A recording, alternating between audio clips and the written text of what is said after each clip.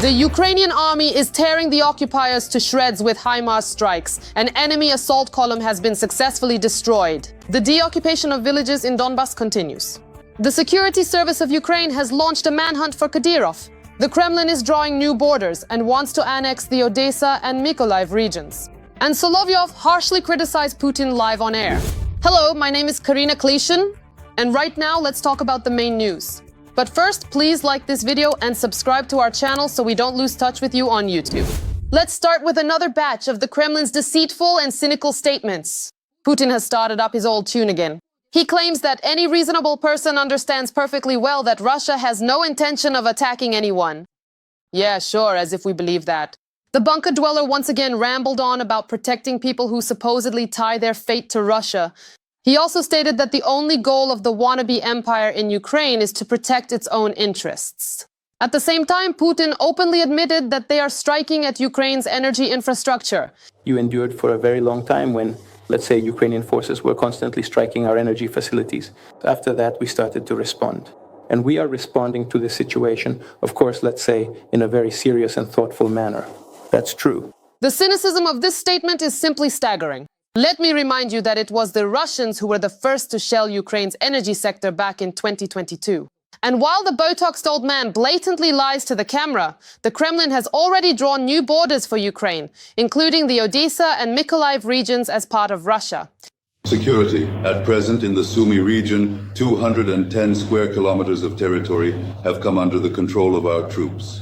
On the map that was hanging on the wall during the speech of the chief of the Russian General Staff, Valery Gerasimov, you can see that 2 Ukrainian regions are marked as their territory.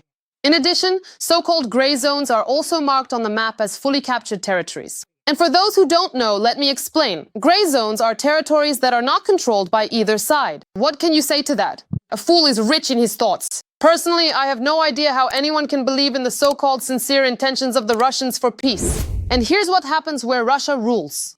In the occupied Donbas, real Hunger Games for a drop of water continue. Locals are already accusing each other of taking water from children. The atmosphere is like a powder keg. They're stealing water from children. This canister is specifically for children. They stand there and take water from the kids. Shame. Something's shooting. Shame. That is truly just so shameful. And who exactly are you, really? Me? Who are you? Why didn't you just keep driving peacefully? And who are you? Bastard! We're actually standing up for the kids. Wasn't it enough that you threw at us, you scum? There is good news from the front. The defense forces have cleared Udakny in Donetsk region and raised the Ukrainian flag there. Glory to Ukraine. Guys, well done. Well done. We did it. Udakny settlement. Udakny settlement. Udakny settlement. Udakny is located in the hottest direction, the Pokrovsk direction. Also in this direction, our forces, using HIMARS and FPV drones, delivered epic strikes against a Russian assault column.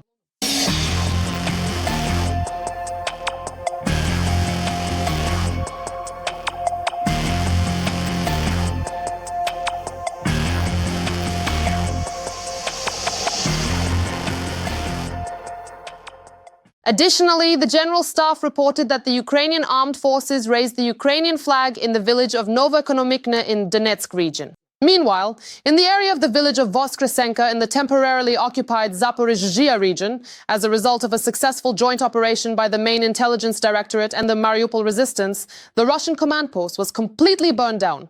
As a result of the precise work of our defenders, 17 Russian officers and 1 enlisted soldier were killed. The officers were commanding the offensive in one of the sectors in the Zaporizhzhia direction. At the same time, the Russians continue to press forward. Deep state analysts report that the enemy has occupied Voskresenka and has also advanced near Malivka and Kamenka. Yesterday, Ukrainian defenders liberated the village of Novoekonomishne in Donetsk region. However, a soldier with the call sign officer writes that the counterattacks by the armed forces of Ukraine in this area will likely come to a halt. Taking control of Novoekonomikne is one of the achievements of the Ukrainian counteroffensive actions near Dobropilia. But yesterday, the enemy managed to bring in armored vehicles to the neighboring village of Malinivka and set out in a column of 9 armored units to launch an assault. That is why I mentioned the likely halt of our counterattacks in this area. However, our defenders are holding back the enemy and, so to speak, stirring things up not only at the front but also in the Russian rear. The command "Stay awake" was given to Rostov.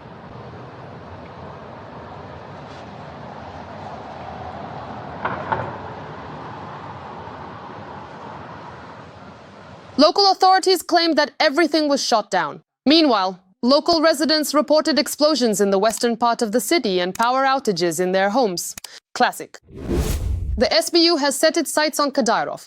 The day before, the Security Service of Ukraine charged him in absentia with violating the laws and customs of war. Donbas used Ukrainian prisoners of war as human shields. He placed them on the roofs of military facilities in Grozny to protect himself from Ukrainian drone strikes. In addition, this bastard called for not taking Ukrainian soldiers prisoner, but to kill them on the spot. Here's an example of how he spoke to Ukrainians. I'll give you a pistol now. Will you shoot yourself? No, Why not indeed? I want to live. There's a war going on, a conflict, to kill. You went out to kill, to die there. If you shoot yourself there, you'll die a hero there. A true hero. No, just...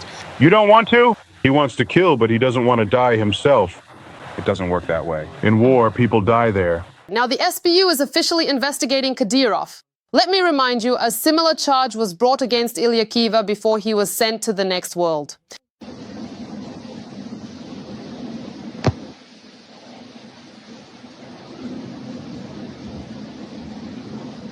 However, there is a feeling that Kadirov might join Kobzon before the SBU comes for him. At the school assembly on September 1st, journalists noticed that he could barely stand on his feet.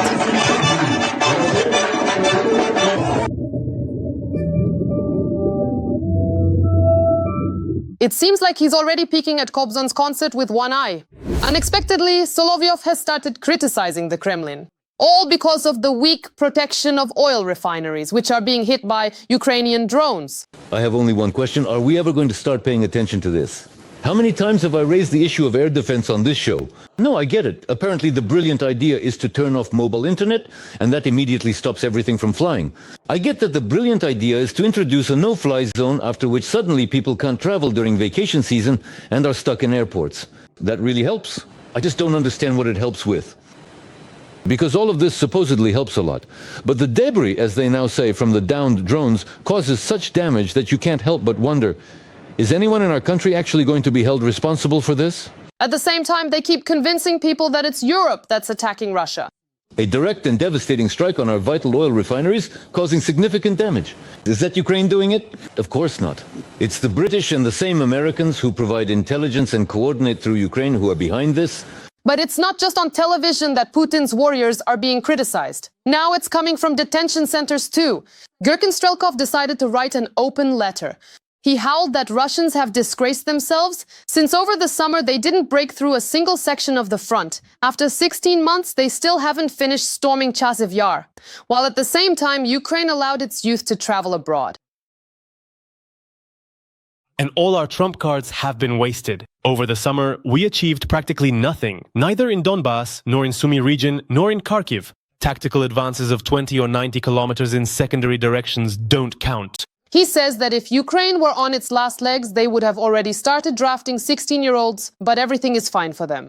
Honestly, I was surprised by this Gherkin. But what surprises me even more is that, despite the laws and repressions, they have started to say at least something other than Putin is great. Meanwhile, in Belarus, exercises for the use of nuclear weapons have begun. Large-scale military drills of the CSTO member states have started there, part of which involves the use of nuclear arsenals. Next, we will give a detailed account of the nuclear threat from Lukashenko. Following Putin, Lukashenko arrived in China to participate in the events of the Shanghai Cooperation Organization Summit. And on his territory, Russian troops have already been deployed. CSTO and Zapad 2025 exercises. What is happening on the border with Belarus while the two dictators have flown east? They'll march on Kaliningrad, cut off the Baltics, seize 3 countries and so on, NATO countries. Military exercises involving nuclear weapons have begun in Belarus. Ukrainian border guards have heightened their readiness. We feel confident and calm here. We're not hiding the topics of the exercises. We say openly that the main focus is practicing the defense of our territory by the joint regional group of forces. This event is scheduled. Kazakhstan, Kyrgyzstan, and Tajikistan have joined the Collective Security Treaty Organization exercises. China, North Korea, and India declined to participate. Their statements directed at Belarus, that Belarus or the Russian Federation are threatening someone, actually contradict the actions they themselves are taking. According to preliminary estimates, about 3,000 servicemen will come from Russia. Belarus will deploy between 7 and 10,000. According to the authorities of the Republic of Belarus, the maneuvers will take place at the Lozvida and Lipetsk training grounds. Russia and Belarus are not just allies. We have a shared defense space, which we are actively strengthening due to the very complex international situation. Belarus has scheduled several separate activities: training for the Collective Rapid Response Forces, Interaction 2025, training involving reconnaissance assets, Search 2025, as well as maneuvers for logistics units, Echelon 2025 are... The defense of our territory will be carried out by the joint regional group of forces. This event is planned. It's really not some sudden decision at all or anything of that nature. According to the official version, their goal is to practice joint defensive and offensive actions. Since 2020, a decision was made to create a regional grouping. In this way, we are strictly following the decisions of our heads of state. We hold these exercises every 2 years. The rehearsal of the use of nuclear weapons and the Oreshnik missile system has been announced. The Ukrainian Ministry of Foreign Affairs has already responded to the exercises. We warn Minsk against reckless provocations. We advise them to remain prudent, not to approach the borders, and not to provoke Ukraine's defense forces. In Belarus, there are fears that the nuclear weapons themselves will not actually be used. You can't use something that, let's put it this way, poses a threat to the entire world and global security. How do you even plan for that? We'll learn. Analysts suggest that these exercises may have a hidden goal: to create the conditions for amassing Russian troops and equipment on Belarusian territory. We are ready for the exercises. We're not hiding anything from anyone. We are truly demonstrating openness that these exercises are ours. Such exercises traditionally cause concern among neighboring countries due to the risk of provocations, incidents, or unpredictable actions. We have reduced the number of troops by almost half, moved their location deeper into our own territory, hundreds of kilometers away from the border, to training grounds. And at the moment, Russian forces on Belarusian territory consist mainly of vehicles, a limited amount of armored equipment and personnel. We are conducting these exercises on our own initiative and not without regard for the countries to our west. This is to raise the level of training of our servicemen and to improve the coordination between the armed forces of Belarus and Russia. We are doing this for ourselves and essentially to show that we are ready to defend ourselves and pose no threat to anyone. But the active phase of Zapad 2025 is scheduled for September 12th to 16th. During this period, an increased presence of Russian units is expected, including tanks and armored vehicles. They don't believe in this, and we don't believe it either, that it's possible to cross the Belarusian-Ukrainian border from here right now. We know what's happening at the border. It's completely reinforced with mines. It's mined in such a way that if you try to go there, you'll lose thousands of people. Well, of course! Lukashenko has repeatedly assured that the upcoming exercises pose no threat to either Ukraine, the Baltic states, or Poland.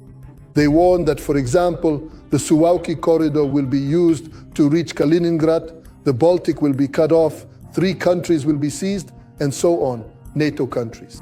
However, back in 2022, he said the same thing about the impossibility of an invasion of Ukraine from Belarus after Zapad 2021, but a week later he gave his territory to the Kremlin for the attack on Ukraine. You accused Russia and Belarus of planning to invade just yesterday to invade Ukraine. We did not invade. So your intelligence and the billions of dollars you spend are worthless. In response to the exercises in 2025, Poland will conduct its own strategic exercises called Iron Defender, which will also involve some NATO member countries. The very fact of holding Russian-Belarusian exercises does not pose a threat to Poland. The Ministry of National Defense is taking them seriously. At present, there are no signs that these exercises could escalate into the threat of an armed conflict. The commander of the Lithuanian army stated that about 40,000 military personnel will be concentrated in the Baltic countries and Poland. After the events of 2022 in Ukraine, these exercises have acquired clearly defined boundaries in terms of perception. They are now being seen not just as exercises, but as something possibly more than mere military maneuvers. There will be disinformation coming from absolutely all sides. 90% will be Russian, and unfortunately 10% will come from others. Hysteria will be fueled. The situation on the border with Belarus and monitoring of Russian military activities remain in the focus of attention for Ukrainian forces. Every voice matters. Join our community, support independent journalism and help us bring you the truth from Ukraine. Become a member of Ukraine today. Join us now. While the Russian-Belarusian Zapad 2025 exercises are underway, Europe is actively preparing for a potential threat from Russia. Poland has already launched Iron Defender 25, the largest exercise of the year, involving 30,000 troops, 600 pieces of equipment, and maneuvers on land, at sea, and in the air. New strike and reconnaissance platforms are also being tested, along with the application of lessons learned from the war in Ukraine. France is also preparing for the worst. According to Le Figaro, doctors are already being advised to be ready for a possible war by the spring of 2026. Back in July, the Ministry of Health required hospitals to be prepared to receive up to 50,000 casualties in the first months of a possible war. They plan to set up medical centers near ports and airports for rapid evacuation and assistance. Putin has completely caved in to Xi. Moscow has negotiated the construction of the Power of Siberia 2 gas pipeline. The pipeline, with a capacity of 50 billion cubic meters, will run from Yamal to China through Mongolia. A memorandum was signed in Beijing, and they gave it a nice name, Strategic Partnership. But we know and understand that in essence, this is capitulation, because Beijing has forced Russia to accept almost domestic prices. At the same time, they agreed to increase the flow through the old Power of Siberia route. Not long ago, the Kremlin was proudly stalling for time, calling China's demands unacceptable. But the war is forcing Putin to take desperate measures. So, have the Russians risen from their knees again? I see in the comments that we have a lot of viewers from Kazakhstan, Azerbaijan, Georgia, the USA, and Europe. We are very grateful to you for your support. Let us know which country you're watching us from. And do you believe that good will triumph over evil in this war? I'll be happy to read and like your comments this evening. Meanwhile, we continue. Now comes the most interesting part. Against the backdrop of the Russian dictator's visit to China and news from the Middle Kingdom, we've gathered information and analysis on how China has behaved throughout Russia's full-scale invasion of Ukraine, and what to expect from Beijing in terms of guarantees for future peace. This is footage from the camera of a downed Russian Gerber drone. A recording from a Chinese factory where this UAV was being tested was found on it. The video was published by Ukrainian serviceman Serhiy Flash Beskresnov. The drone is equipped with an A40 PRO camera made by ViewPro. The factory is located in Shenzhen. The war in Ukraine has turned into a drone war, and for Russia it would now be impossible without Chinese supplies of components. China supplies Russia with engines, antennas, drone control panels, and ready-made kits of civilian UAVs. For the fiber optic drones that have been actively used since last spring, China supplies Russia with fiber optic cables. Russia's own production is limited to a single factory, which became a target for the Ukrainian army in April. The largest Chinese fiber optic manufacturers, Yantex Optical Fiber and Cable and Fiber Home Technologies, do not officially supply their products directly to Russia. However, according to an Indexbox report, in 2024, China supplied 382,000 tons of fiber optic cable to Central Asian countries. By rough estimate, that's about 4 million kilometers of cable. According to Verska, Beijing has become a key supplier of military technology to Moscow. On the last day of summer, Putin flew to China for the Shanghai Cooperation Organization Summit and also attended a military parade marking the end of World War II. It seems that China has decided to finally put an end to its pretense of being a neutral peacemaker in the Russia-Ukraine war. Since 2022, one of the most serious threats to Ukraine has been the direct, large-scale military assistance that China provides to Russia. When it came to the Kremlin purchasing weapons from North Korea or Iran, its options were objectively quite limited: shells, drones, and missiles. But the Chinese defense industry is a hotbed of production lines for all types of weaponry, some of which are directly compatible with Soviet and Russian systems. Source: Defense Express. Since the beginning of the war, China has sharply increased its exports to Russia of materials used in the production of explosives. One of many examples, Beijing covers about half of Russia's needs for the stabilizer diphenylamine. It allows nitrocellulose to be stored and used for gunpowder production. According to 2023 data, China supplies about 90% of Russia's imports of high-priority goods subject to G7 controls, as stated in the ICIK report. These are technologies necessary for the production of missiles, drones, and precision weapons.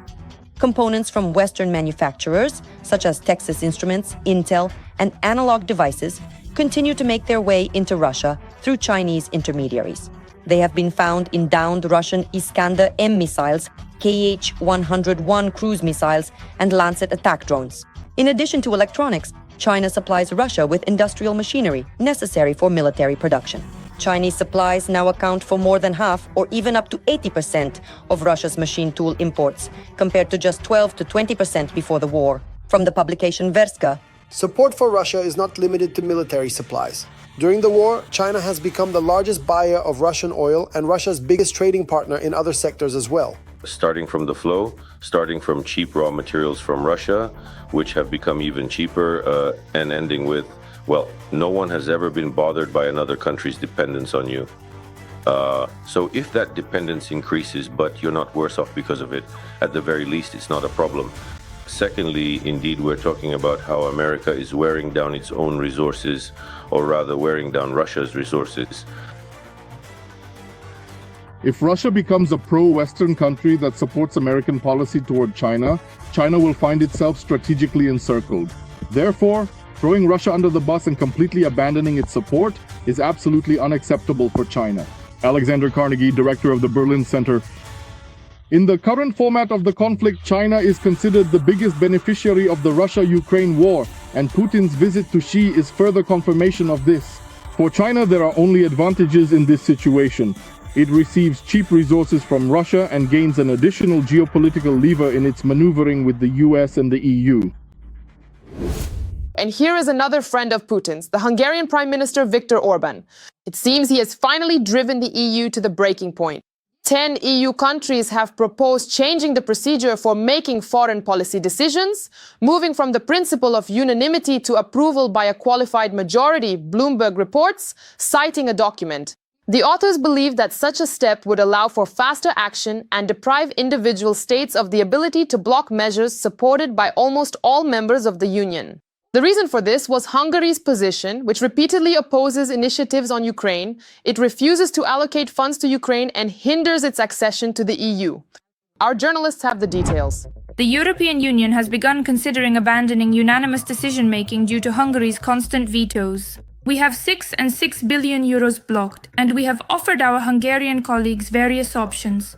For example, to abstain, as was done in NATO, and other possibilities. But there was no effect, and today all the countries raised this issue of unblocking. You don't have to be part of it, but let others do it. Against the backdrop of escalating security risks for Europe, the issue of consensus, of decision-making now, let's say, yes, the 100% vote of EU countries will be reconsidered. How much time this will take, and how exactly this decision will be reconsidered, what kind of algorithm will be proposed, it's hard to say right now. In recent months, Hungary has been turning more and more toward Russia in exchange for cheap Russian gas and oil. We're talking now as if this is an open-ended military situation, but that's not the case. The Ukrainians have lost the war, Russia has won this war. The only question is when and under what circumstances the Western countries backing the Ukrainians will acknowledge that this has happened and what follows from it. Hungary is not some kind of structural pillar for the European Union. It is not a particularly significant economy for the EU, and essentially it's only Orban, the Prime Minister of Hungary, who constantly speculates on blocking European issues.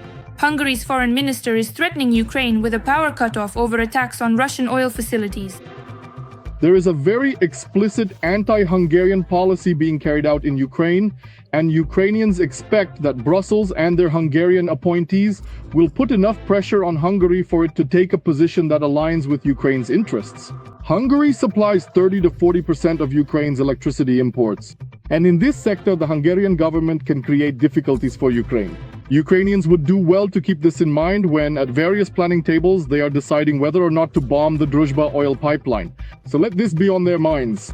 And at the same time, the Hungarian authorities criticize the European Union and NATO, of which they themselves are members.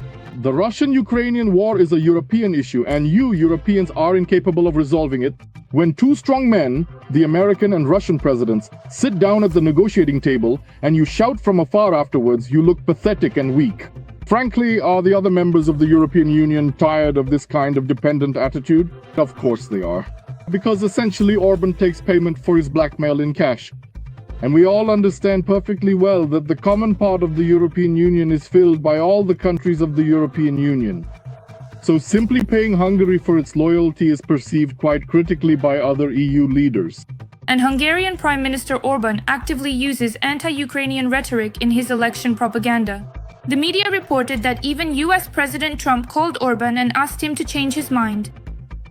We don't want Ukrainians to drag us into their war. We don't want Hungarians to go die for Ukraine. We don't want our farmers to go bankrupt. We don't want Europe to turn into their mafia nest. We don't want Hungarian money to be sent to Ukraine.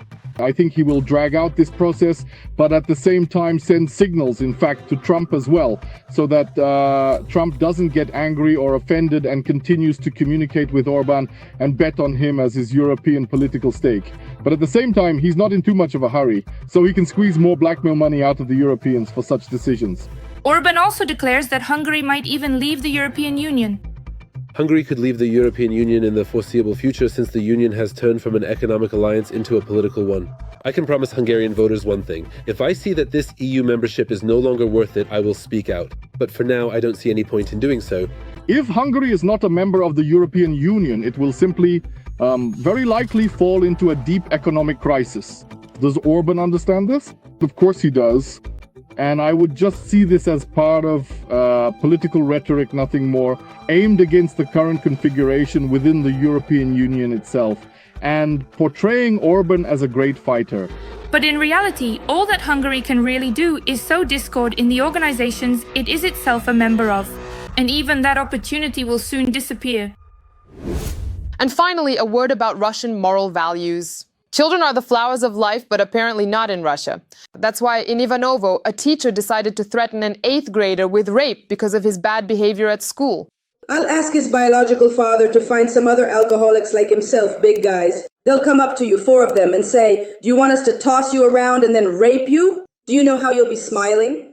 Do you know how you'll be smiling? You'll be smiling with every hole in your body, won't you? Yes. And when they catch you and you end up on the ground, you'll just be laughing with joy. Do you really think if I don't want to, if I don't agree with us, no one is going to ask you, son? No one will ask. You little fool. Fool, and I'll do this to you. But not this, and certainly not today. You will undoubtedly forget. But when you are crying copious bloody tears from every single hole, know with absolute certainty that it was I who truly did it." So traditional, so Russian. How do you like our news? Do you like it or not so much? Write to us about what we should change to get better. We will definitely take it into account. In the meantime, give this video a like to support what we do, and be sure to subscribe to our channel Ukraine Today so you don't miss the next episodes. See you